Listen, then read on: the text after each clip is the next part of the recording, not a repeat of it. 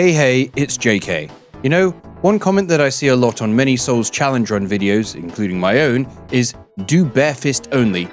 Honestly, I don't know why people seem to want to see this so much. I mean, wouldn't the fights be mostly just long and boring?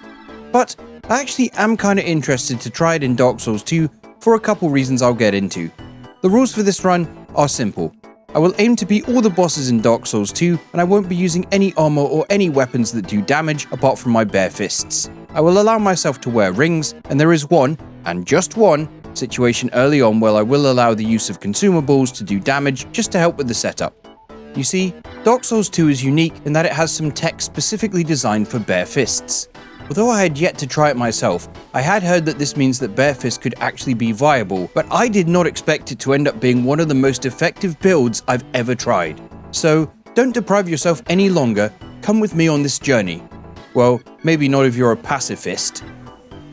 We begin by making our way to the Hut of Game Starting. Here, we call our character Deprived and create an absolute specimen. We choose the Deprived class, of course, and pick the Bonfire Ascetic as gift. I also decided for some reason that I would not level up health at all on this run, just for some extra spice. We can now make our way to Majula. We then instantly head to the Tame Flower of Hate, where I take this super unnecessary shortcut jump, convince Dragon Rider to become Dragon Swimmer, and then punch Lycia off into the water to turn her into a nameless usurper. I then go to Sweet Chalcois to buy the Silver Cat Ring, and then make my way to Forest of Fallen Giants. Just to show you, here's how much damage we do with our punches. To say it's not good would be an understatement. I now use Dragon Rider's soul to buy a whole bunch of firebombs from Melentia, and then go to join the Covenant of Champions. I imagine some in the audience already know what the plan is now. Using the Silver Cat Ring, we start navigating our way down the Majula pit, grabbing the Pharos Lockstone on the way until we make it into Grave of Saints. Once here, we use the Pharos Lockstone in this slot to make the bridge come down. We then get invaded by Roy the Explorer, who promptly yeets himself off the bridge, which rewards us with an Ore Stone because we're part of the Champions Covenant. These items are crucial to the success of the run. The next step is to kill the Royal Rat Vanguard. Now, this is the one time I mentioned where we will be using consumables to kill something. In fairness, we could absolutely punch them to death instead, but it would take forever and it would be pretty boring. After just a couple of minutes of throwing firebombs at them, we make these rats van-ish. After doing this, I went back to the first bonfire in Grave of Saints and burnt a Bonfire Ascetic. By making that bonfire intensity 2, it means Roy will spawn indefinitely. Now, we just have to kill him 49 more times. This is easier said than done, but with enough trial and error, I managed to use the guard break attack to push him off the edge once again. This was, as you might imagine, very time consuming to do 49 times. But finally, after Roy had explored the chasm below enough, we have 50 Ore Stones. We can now trade these into the Champions Covenant, one at a time. Yeah, I'm not sure why they thought omitting a bulk trade option was a good idea. So, after several minutes of this, we at long last get the ring known as the Vanquisher's Seal. I now immediately go and leave the Covenant of Champions because I don't want to spend any more time in there than I have to, and then we use the massive glut of souls we got from killing Roy to bring strength and dex to 40 and give ourselves a little bit of ADP also. Treat ourselves, right? So, what does the Vanquisher's Seal do? Well, what it does is increase the base damage of our bare fists from a measly 10 to 200 and gives them a B scaling in strength and a C scaling in dex. See how much damage we now do to this hollow? Suddenly, this becomes a very viable weapon. Let's try it out against the last giant. With a simple light attack R1, we do nearly 300 damage, easily allowing us to decimate this boss's health by pretty much just pressing the attack button over and over. This left a lasting impression on him. We also easily took out the Pursuer while we were in the area. Given our fists do strike damage, which the Pursuer is weak to, we do even more damage here with every hit. A naked man doing that much damage to a heavily armored knight with his bare fists is pretty damn funny. With a few more hits, his body contorts as if he's taking part in the Karma Pursutra. We then take the Lord of the Rings plot hole to the Lost Bastille. Now, you might be wondering, does Ring of Blades work with the bare fists? Well, without the Ring of Blades we do 373, and with it we do 399. So it does boost our damage a little. Nice. We now buy the fragrant branch of Melentia from Yor, and also get the coveted silver serpent ring from her. We now go and free Rosabeth from her stone prison, beat the Ballsack boys to death, and head further into the woods past this ogre to grab the red tearstone ring. As you probably know, this ring gives a 20% boost to physical damage when you're under 20% health, which does indeed work with our build. This is quite useful for Scorpioness Najka because she is quite resistant to strike damage. The extra boost helps us clear some high damage numbers, as much as 450 if we land a counter hit. We even punch off her tail at the end. This battle was Scorp 1 very quickly. Using her souls, I purchased Melentia's Bright Bugs and put some points into ADP. For now, our next destination is going to be the Gutter. I have some more upgrades to the build I want to get hold of. Traversing this area made me realize an obvious problem with the bare fists.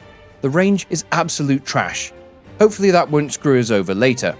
I eventually made it to the Black Gulch and immediately went below to punch these giants to death. Fighting them without poison can be quite annoying, but in the end, they too went down to reward me with the Forgotten Key. The last step to get hold of this particular upgrade is defeating the Rotten. He again resists strike damage, but with the red tearstone ring in play, we can still clear 400 damage with a lot of our hits. He does have quite a lot more health than any of the other bosses at this point in the game though. But being able to deal 1200 damage with a 3-punch combo meant that this boss's tenure in this world was short. Our first primal bonfire is now lit. After leveling up, this time endurance and ADP, I made my way back down the Medulla pit until I could climb this ladder, open the Forgotten Key door, and grab the Dragon Talon within. This of course allows us to enter the Sunken Crown DLC, as defeating the Rotten unlocks the way to it providing you have the Talon. I mainly just ran through this first part, but did take the opportunity to test out the Power Stance Bare Fists attack. That's right, the seal lets you power stance your bare fists. After a lot of running and a few deaths, I made it to this room here to acquire the upgrade I'd been seeking, Flynn's Ring. This ring gives a flat damage boost if your vitality stat is low, which ours certainly is. After beating these phantom enemies in the least cheesy way possible, I grabbed the Dragon Stone from the nearby chest. I then subjugated the Jester with some jovial jabs, and stuck the stone in this salient slit. Before we continue, let's check the damage difference with Flynn's Ring. Without the ring, we do 399 damage, and with it, we deal 464. That's a pretty big attack boost. I decided to try this out on an earlier boss, so I went to Hades where I hammered the Hade Knights and easily incapacitated Ian. Old Dragonslayer was up ahead, and the punches absolutely decimated his health bar, and I didn't even have Red Tearstone active this time. The DPS of this build is just absolutely nuts. Get slayed, Ornstein. This did make me realise that I needed to be able to set up Red Tearstone more easily though, so I went to buy Dung Pies for the classic Toxic strat and then leveled up Endurance to 14. There's actually no reason not to just try the Sunken Crown DLC bosses, so let's just go do that now.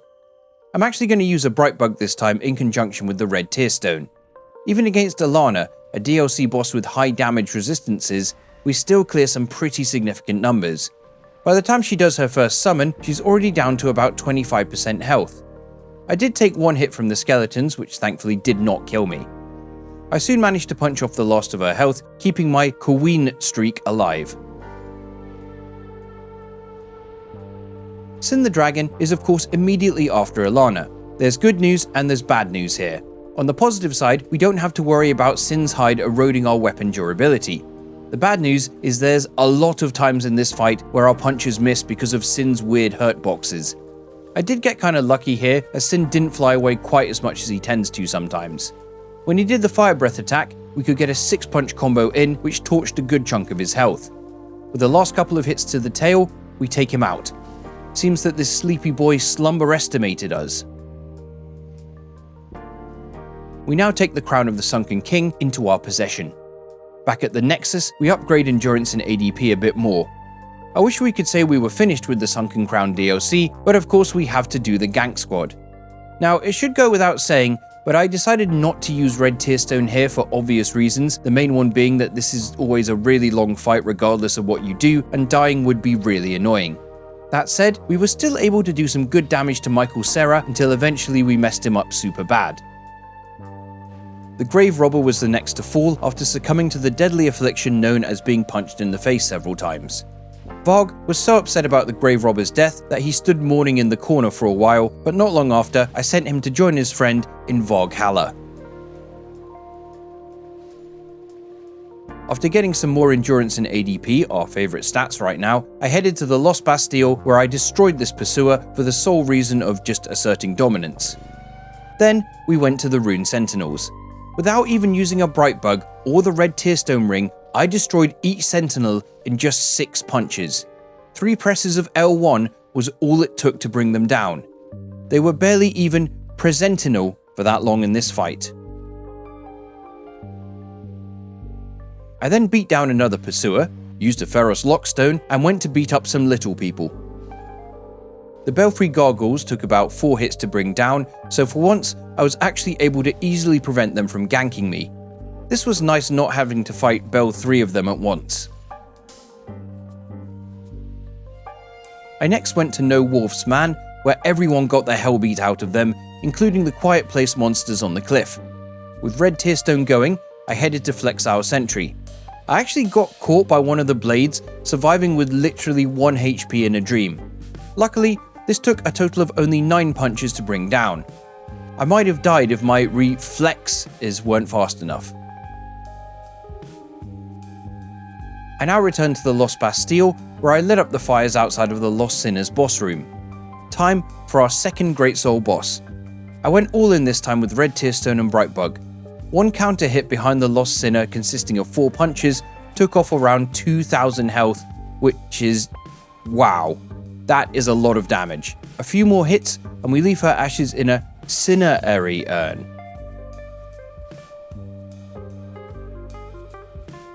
The second primal bonfire is now lit, taking us back to Majula for another level up. I then headed to this area where I turned the huntsmen into corpses, showed no mercy to Rowena, and then battered the bony bros in the Skeleton Lords fight. The Lords went down in a single combo each, and the skeletons themselves just got pummeled before they could even do much. Much faster than the usual typical Skeleton Lords fight, that's for sure. I proceeded to Earthen Peak, where I just petted the covetous demon. Honestly, I definitely didn't punch it. Okay, look, seriously, please don't tell Babs, I'm on my last chance here, and up ahead, the mannequins thought they had the drop on me, but I quickly made them realize their mistake. With Mitha, I initially thought this was going to be annoying as she has a weird body shape, causing some punches not to connect. But then, I got in this position in front of her, and just absolutely decimated her health. Good thing none of the punches missed that time. I made it into Iron Keep, where I deconstructed Dennis, Shiver Sharon's timbers, and kindly asked these knights to leave me alone. Given he can be one of the tougher mid-game bosses, I decided to use a Bright Bug for Smelter Demon. I also opted to only use the Red Tearstone Ring until he did his Flame Aura buff, as surviving at low health would be too difficult there. Even without Red Tearstone Ring, the damage was still excellent. Not long after he buffed, we punched him so hard it gave him a pretty bad headache. Hopefully somebody gets him an Alka Smelter. The main reason for coming this way is to take out the pursuer who spawns in Smelter's boss room, rewarding us with the Ring of Blades +1. This isn't a massive damage boost, but every little helps. I decided at this point to just pump endurance, as more stamina equals more punching. Speaking of punching, I actually took the time to kill the turtle guys and the Alonne knights on the way for once. Old Iron King I felt was worthy of the Bright Bug Red Tearstone strat, so let's go for it. He actually started out with an attack I'd never seen before, which was like a raw shockwave. Outside of that, there's not much to say here, except look how much damage we did in this one opening. That is actually incredible. His super slow moveset actually made for good content for once, which is ironic. I headed back to Huntsman's Copse now, where I successfully parried this red phantom guy, only for the riposte to send us both to our deaths. At least he died first. The Executioner's Chariot actually was a really weird fight this time. It barely attacked me and just kept walking around in a circle, allowing me to hammer this Hydra horse until it headed to heaven. With all the souls I'd gained, including popping some boss souls, I got endurance up to 37. Up next was one of the bosses that concerned me the most, the Royal Rat Authority. I was legit scared I wouldn't be able to hit the smaller rats, so you can imagine my surprise when I took out 3 of them right away. With the 4th one dead, I could focus on the big guy, but I knew from my fist weapons playthrough that this would still be problematic. Hitting his lanky legs was quite challenging, but with some persistence, we toppled the democratic reign of this authority figure. I could now take a leisurely walk up to Brightstone Cove, where I went to church and punched a priest and his pious pursuivants into pliable paste. Even the little ones didn't cause me issue here. The spiders also got smacked before I went to take on their Queen Freya. Time to really put my dukes up here. I decided to try without the torch this time, which was pretty risky all things considered, and for this reason I opted not to use the red tearstone ring. One funny thing that happened, which I haven't actually seen happen in a long while, was Freya's head coming off. This did actually make things a bit more awkward, and the spiders did hit me, but this got me into red tearstone range, giving me enough damage to just finish off Freya with one combo. I then engaged in a quick game of football with her head, just because it gave me a huge amount of joy. That joy was soon extinguished when Audia tried to jump scare me for the millionth time by reminding me of his terrible boss fight that I'll have to do later. After leveling endurance to 40, I decided that, in order to keep the routing fresh, I would go get the heavy iron key now. Normally I just run away from these fire salamanders, but this time I felt compelled to take them out. Why is killing things with bare fists so satisfying? Anyway, we get the key and head on up to Broom Tower. Thanks to the power of an alluring skull, I get this door open and work my way into the iron passage. Despite nearly getting killed at the end, I managed to make it into the blue smelter demon boss fight. I used the same strategy as with the red one, basically only stay in red tearstone range until he does the blue flame buff. This was basically the same as the red one, but it just took longer. One of the longer fights of the run so far actually, at nearly 2 whole minutes. With enough punches, we destroyed so much of his bulky armor, he turned into the Svelter demon. So here's a fun thing, I decided to fight this smelter giant and actually staggered him with our bare fists, and I didn't even know you could stagger these guys, so that's pretty cool. I decided to level strength again for a few more crucial points of damage, before returning to Fume Tower to take on the Broom Knight. As I was in red tearstone range, I wouldn't be healing, and thus the chance of doing the phase 2 skip was pretty much non-existent. That being said though, the punches did wonderful damage. During the phase transition, I was able to bring him down to about 25% health, even though it was very risky. After barely escaping an onslaught from him where I was almost trapped in the corner of the room, I only needed a couple more combos to take him out. I was going to make a joke here, but this boss doesn't really have a good sense of humour. I had also planned to take out Sir Alonne now, but for probably the 20th time I forgot that I don't have the Ashen Mist Heart, so we can't enter the memory yet. Well, Drangleic Castle it is then. I absolutely destroyed the guards outside, and for no real reason, I cleared out all the rune sentinels in this room for probably the first time ever. It's actually crazy how fun this build is to use. Before proceeding further, I opted to clear up another optional boss. So we speak to Dumbledark in all the relevant locations until he opens up the portals to the Chasm of the Abyss. Let me just say, this Havel guy can absolutely piss off. Hopefully they learn in future games how to make NPC fights less garbage. What's that? They never did? Well, damn. Anyway, we make it through all the chasms and enter the fight with Darklurker. Now, because he's an apparition type enemy, he takes half damage from physical attacks, and yeah, it definitely shows. Even with all our buffs, we only clear about 250 per hit. Ouch.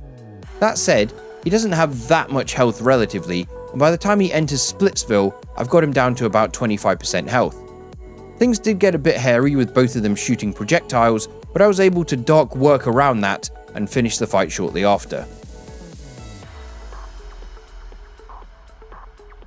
With a few more points in strength, we return to Drangleic Castle where we grab the frozen flower and then head in to fight the Dragon Bros.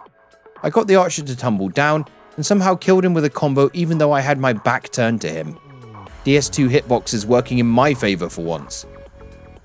I quickly dispatched his brother to end this pretty drag-underwhelming fight. After I massacred the mannequins to activate the statue, I used a bright bug and entered the realm of the Looking Glass Knight. The damage here was absolutely stupendous, with some of the numbers clearing 600 when we got a counter hit. I thought his shield might be an issue, but I easily worked around it, and before he could even summon, I left him in a crumpled heap with multiple lacerations across his body.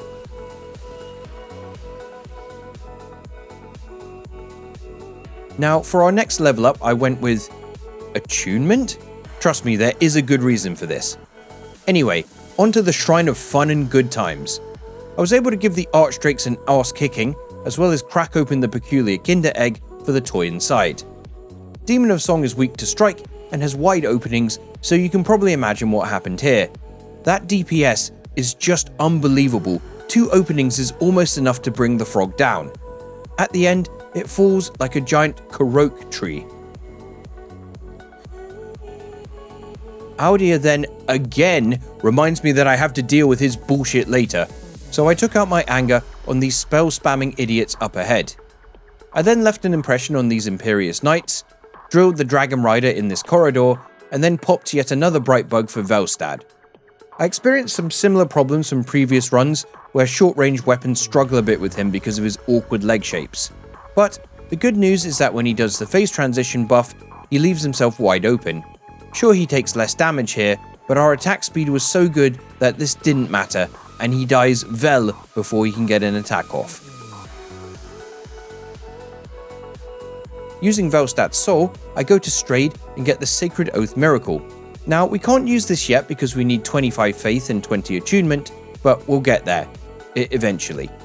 First though, we head into Audia's Keep, where Azlatil, the greatest swordsman of Mirror, gets bodied by a naked green man with his bare fists. What followed next was the craziest Ian the Guard Dragon fight I have ever had. Ian did not fly even once. He was on the ground for the entire fight. I have never seen that before. Okay, granted, we did kill him pretty quick, but still, this soared way above my expectations. Audia then pops up yet again, this time in bite-sized form, but sadly we can't punch him. We can, however, punch the Drakekeeper Knights who, despite doing a lot of damage, go down in not too many hits.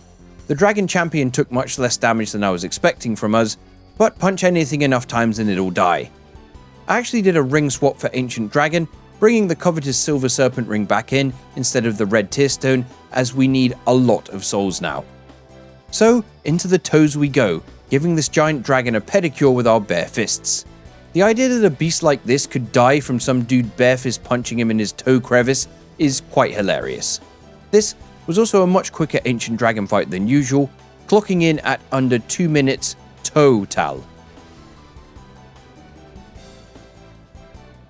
Before going to level up, I went back to Freya's boss room to interact with this crystal. Here, we can get the Ancient Dragon soul from this memory. The soul is actually worth 75,000 souls if you pop it, so it's very worth getting. With this, we can now bring attunement to 20 and faith to 11. Let's get the giant memory sorted now. I run around grabbing all the souls of giants, even if Forlorn did decide to be a dick and invade me. In this memory, I beat up the captain for absolutely no reason, then beat up this giant for a good reason, that being that I didn't want him to kill me. Eventually, we make it to Giant Lord, another large boss that we literally punch in the ankles until this somehow kills him. He did get me with the 1 HP in a Dream Stomper right near the end, which would have been an embarrassing death, but other than that, it was a pretty lordinary fight. With all the souls we got there, we can bring faith to 16. Also, if you're wondering why I can't just respec for these stats, well, let's just say I needed some effigies earlier. Oops. Well, luckily we have yet another easy boss who drops a nice chunk of souls in Vendrick. We just punch his die until he thighs. We can now also use the giant souls, which are 10,000 each, letting us get up to 20 faith. For the last push, I decided to do the old classic tactic of using a bonfire ascetic on Giant Lord. We punch him down easily again to secure a big chunk of souls. This finally lets us get up to 25 faith. We luckily have the idle chime, which we can use to cast Sacred Oath. This gives us an attack boost for 60 seconds and stacks with Brightbug providing we cast it first. Well, let's get one of the worst fights out the way immediately. Yep, it's time for the Throne Duo. For this, I just decided to use Sacred Oath with the Brightbug. The damage is looking pretty nice, but it's not the max we could have, of course. Under no circumstances here did I want to use the red Tearstone ring though, because honestly, this fight sucks. I focused on the Throne Defender due to his higher health pool, and kept on punching until he went down. The Watcher kept dodging my attacks, which was pretty annoying honestly, and I was surprised she never went to revive her mate. I kept the pressure on, and punched away until I ex-thronerate both of them from their guard jobs. Now, Nashandra does indeed come in next, but I opted to exit out the room to reapply my buffs, including somewhat recklessly going into red Tearstone range. I mean, reckless yes, but look at that damage. That combo did 3,300, taking off over a third of her health. Totally worth it. Plus, her moveset is pretty easy to avoid, so doing this without getting hit isn't too bad. We punch, punch, and punch some more until we Nashand her a defeat. Audia comes in now, but honestly I wasn't ready to do this nonsense yet, so I warped right on out. Let's clear up the other DLC stuff like Sir Alonne now so we can finally enter the memory. The Fire Salamander in here just lays there and accepts its fate, which was kind of him. After applying all the buffs, I entered the confrontation with Sir Alonne. Now, you just know we gotta beat him hitless for that sweet seppuku animation. Usually, his most dangerous attack is the sliding slash, but if you know how to dodge into it, it's actually a great opening to get behind him and land hits. Being able to dish out 1000 damage with a single press of L1 made this a pretty smooth affair. We bring him down, and he's not able to survive the shame of this loss. After boosting endurance and strength some more, we enter the final DLC, the frozen city of Eleum Lois.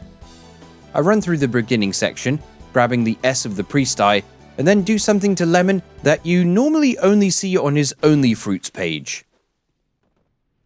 Now, despite being a four-legged creature, you might be pleased to learn that Ava doesn't have the same issues as stuff like Royal Rat Authority.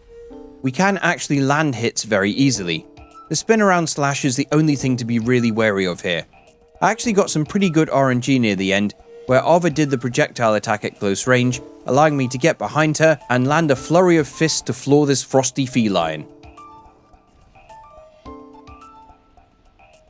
Ao-Sana then allows us to access the previously frozen parts of the city.